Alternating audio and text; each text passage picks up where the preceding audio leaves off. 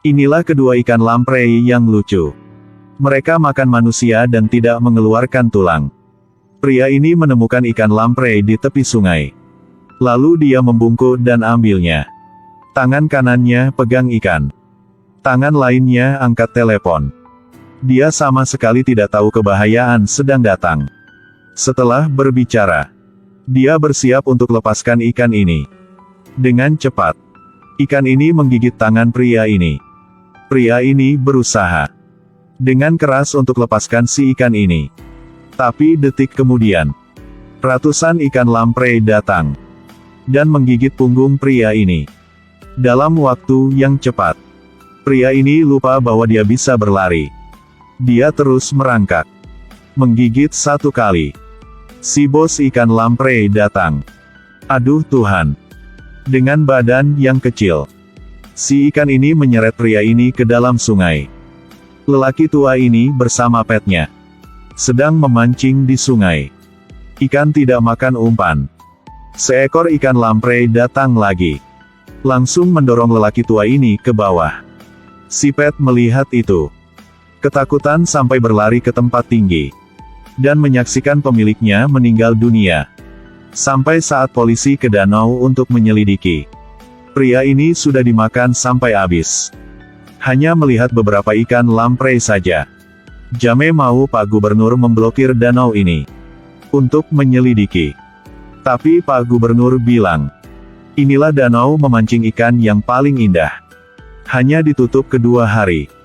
Mereka akan rugi $20.000. Jadi si gubernur tidak setuju dengan permintaan Jame. Hari besok, jumlah wisatawan yang besar datang ke danau untuk main-main. Mereka tidak tahu danau ini sudah menjadi tanah jenis ikan yang jahat ini. Gadis ini main sama air. Tiba-tiba menemukan kakinya menjadi merah. Bocah ini menyentuh kaki si gadis dengan tangan. Lalu coba mencium bau amis ikan. Kemudian, rombongan ini ketakutan sampai berlari ke tepi yang pelan. Dalam sekejap mata sudah diseret ke bawah. Setelah pulang, Mari menelpon ayahnya dan bercerita kepadanya apa yang terjadi di danau. Kemudian, Jame suruh orang ke danau menyelidiki. Pria ini sama sekali tidak tahu bahwa dia sedang dalam kebahayaan. Dia duduk di perahu yang kecil dan mau minum bir. Lalu baru saja buka bir. Detik kemudian, tangannya digigit ikan jahat ini. Terus, dia terjatuh ke danau. Dengan begitu, ratusan ikan di bawah sedang menyambutnya. Pria ini langsung hilang. Tersisa hanya botol bir yang barusan dibuka. Jame bergegas datang. Melihat perahu yang kecil ini tertinggalkan. Rasanya tidak bagus. Mereka mau membalikkan perahu ini. Untungnya gunakan semua tenaga. Akhirnya berhasil lolos dari serangan ikan. Terus mereka terima panggilan. Mayat seorang pria sudah dipindah ke ruang penelitian. Penyebab kematian memang aneh. Dokter dengan pelan membuka jaketnya. Kemudian berbalik dan pakai masker. Tiba-tiba, perut pria ini sedang bergerak. Tapi dokter ini tidak tahu. Dia masih memilih alat dengan teliti. Telepon tiba-tiba berdering. Jame bergegas bilang sama dokter, harus jauhi mayat itu. Tapi semuanya sudah terlambat. Seekor ikan ini keluar dan mendorong jatuh si dokter. Kemudian banyak ekor ikan juga keluar.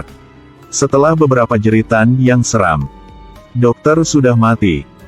Setelah datang ke tempat kejadian, Jame menemukan ikan ini sudah masuk ke pipa saluran pembuangan. Hal ini berarti ikan ini sudah memasuki sistem air. Jame menyuruh Pak Gubernur untuk berhenti menyediakan air. Tapi si gubernur ini tidak perhatikan katanya. Dan meninggalkan tempat ini.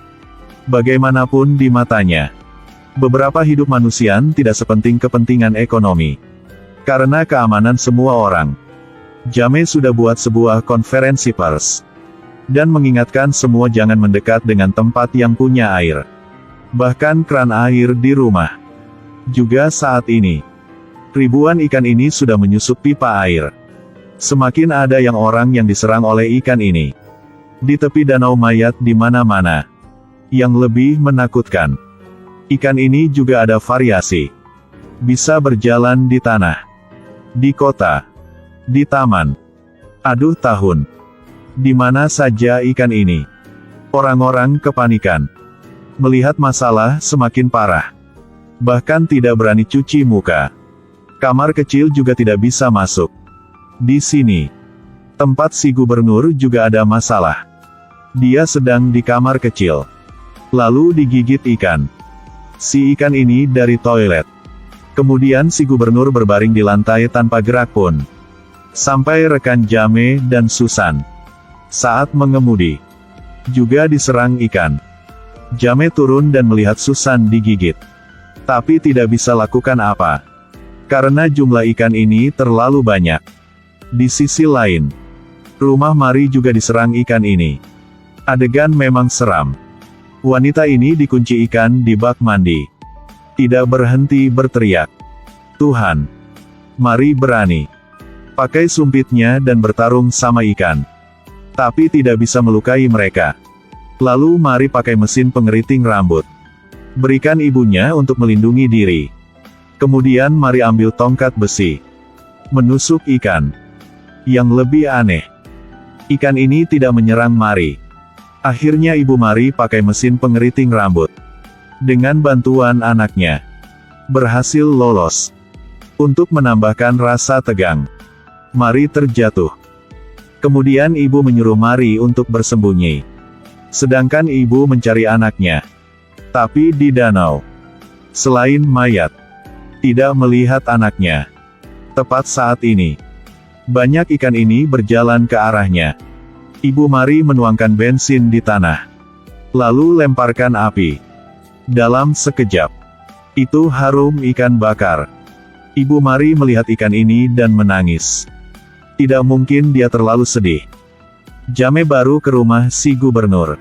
Lagi diserang ikan. Hampir mati. Di tempat Mari. Dengan cerahan peran wanita utama. Dia pakai mesin memotong rumput dan memotong ikan. Yang lebih mengherankan, ada waktu untuk angkat telepon ayahnya. Sama sekali tidak menakutkan ikan ini. Tepat saat ini, ibunya juga pulang. Mereka bekerja sama. Dengan lembut bisa melawan serangan ikan. Jame bergegas kembali. Setelah menyelamatkan istri dan anaknya, mereka bersama berlari. Tapi saat mereka lewat tiang tegangan tinggi, aduh suara keras sekali. Tiang yang begitu besar jatuh. Dan membunuh semua ikan di tanah. Hal ini buat Jame punya ide. Mau pakai bau amis dari isi perut ikan. Untuk memikat semua ikan ke sini. Tapi karena ikan mati di sini terlalu dikit. Jadi ikan yang datang tidak banyak. Jadi rekan Jame memutuskan. Dia sudah masuk ke dalam. Membunuh lebih banyak ikan. Dan juga tidak tahu kenapa. Ikan semua ditarik ke sini. Tapi rekan ini juga meninggal. Kemudian mereka angkat pemutus sirkuit listrik. Dalam beberapa detik, seluruh terowongan ini dipenuhi bau ikan bakar. Jika tambah bubuk cabai, memang makanan enak. Akhirnya, kota ini sudah kembali keadaan normal. Pria ini sedang minum air. Anjing di dekatnya terus menggonggong. Pria ini baru mengusir anjing. Detik kemudian. Baiklah, film berakhir di sini.